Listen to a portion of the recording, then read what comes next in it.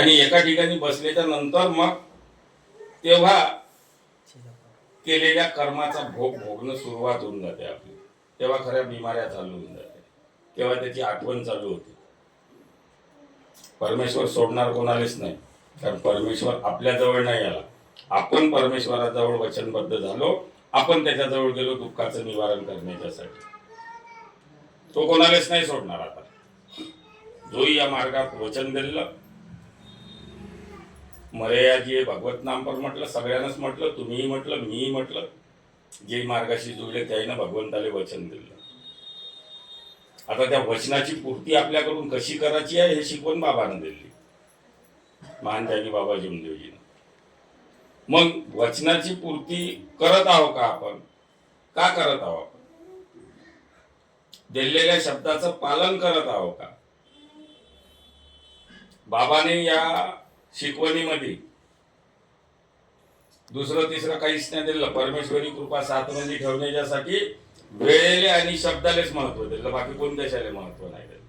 ज्याच्याजवळ शब्द आणि दिलेल्या शब्दाची पूर्ती आणि दिलेल्या वेळेत वचन पूर्ण जर होत असेल प्रत्येकाचं, तर कोणत्याही गोष्टीची कमतरता पडणार नाही, कोणालाच नाही पडणार.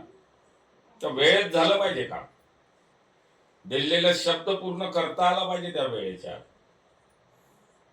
कधीच नाही कोणत्याच गोष्टीचं दुःख नाही येणार, अडचण नाही येणार, संकट नाही येणार, काहीच नाही येणार आणि कोणावरतीच नाही येणार. हे माझी स्वतःची ग्वाही.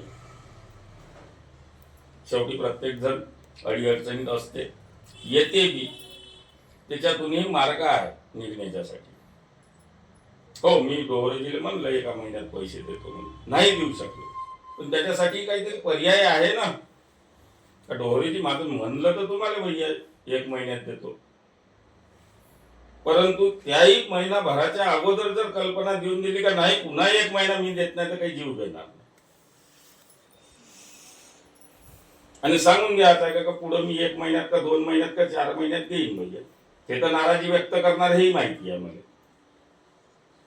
काकाजी 1 महिन्यासाठी घेतले आणि 3 महिने लावून राहिले, नाराजी व्यक्त करणार. त्याचा रागही नाही मानायचा आहे त्या गोष्टीचा आपल्याला कोणाला. पण दिलेल्या वेळेत जर तुम्ही जर अगोदर जर सांगून दिली तर तो माणूसही सतर्क होईल. तो माणूस आपल्या चक्करमध्ये धोक्यात येणार नाही. तो काहीतरी पर्यायी व्यवस्था करत, जसे आपण त्याच्याकडून घेऊन आपलं काम पूर्ण केलं, तसेच आपण जर नाही दिले त्याला, त्याचं काम रुकलं, हे कुठून तरी त्या वेळेमध्ये व्यवस्था करून आपलं काम. नाही तर आपल्यामुळं 100 लोकांना खोटं त्याला बोलायला, आपल्याकडून पूर्ती नाही झाली, माझ्याकडून जर पूर्ती नाही झाली द्यायची, त्याला 10 लोकांना खोटं बोलाच लागत. हो देतो ना भावा, उद्या परवा, 4 दिवसात 2 दिवसात पसंत थे. मी नाही बसणार एकटा घेण्यावर, म्हणून ते वेळेतच काम झालं पाहिजे. कोणते त्या वेळेले आणि शब्दाले किंमत आहे, तर परमेश्वरी कृपा कार्य करते.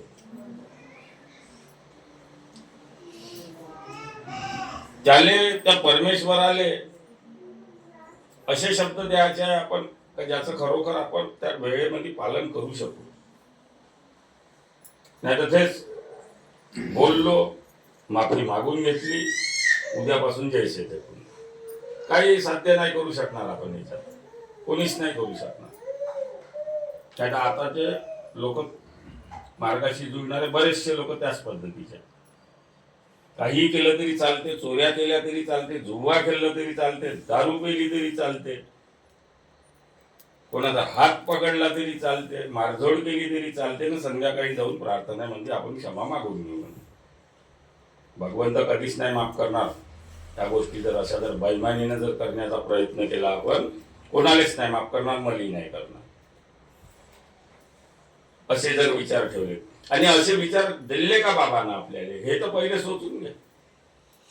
प्रत्येकालाच सोचायचं. असे विचार जर दिले नाही तर असे विचार आपण बनवायचे का? आणि असे विचार जर बनवून जर ठेवले तर परमेश्वरी कृपा कोसो दूर राहीन आपल्यापासून, जवळ येऊच शकणार नाही, सैतानी शक्ती जवळ येणार.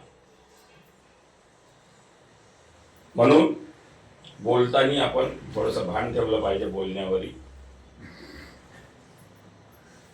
आणि वेळेलाही महत्व दिलं पाहिजे. प्रत्येकाला अडचण येते, नाही आहेत असं कोणीच नाही आहे या जगाच्या पाठीवर. आणि मार्गाची निर्मिती सुद्धा त्याच्यासाठी झाली. जग सर्वच्या सर्व अडचणीत आहे, अडचणीतून मार्ग कसा काढायचा हेच आपल्या परमात्मा एक म्हणजे शिकवण आहे. मार्ग काढण्याच्यासाठी अडचणीतून, तरी आपण नाही शिकून राहिलो. बरेचसे लोक अजूनही खूप दूर आहे.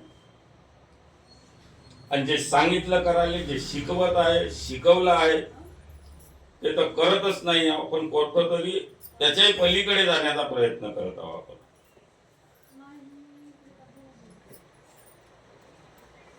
एक तर कोणाचं पाहून करायचं नाही म्हणते माणूस, आणि दुसऱ्याचं पाहून केलं तर आपण नक्कीच फसल्याशिवाय राहणार नाही. 100% लिहून देतो. विचारायचं आहे तर आपल्याच मार्गदर्शकाला विचारणे. मार्गदर्शक जरी त्या सांगण्यात कमी पडत असेल, मार्गदर्शन करण्यात जरी कमी पडत असेल ना, तर त्या मार्गदर्शकाला भोगा लागते असं नका समजू. तुम्हाला नाही भोगा लागणार. तुम्हाला परमेश्वर चुकीचे कार्य केले तरी योग देणार. जर नियमात बसत नसन आणि तो शब्द जर त्या मार्गदर्शकाने दिला तर मार्गदर्शकही दुखी बनल्याशिवाय राहणार नाही. कारण ते नियमातच नाही जे शब्द तुम्हाला सांगितले. ते जर करायला लावले मानव मर्जीनं तर परमेश्वर त्याच्यावरही दुःख निर्माण करते. मार्गदर्शक म्हणजे काही तोप नाही झाला कोणी, त्याची सुटका होणार नाही त्याच्यातून. त्याच्याहीसाठी तेच तत्वशब्द नियम आहे जे सगळ्या जगाच्या पाठीवर प्रत्येक सेवकासाठी आहे. मानव धर्माच्या शिकवणीसाठी सगळ्यासाठी आहे. कोणी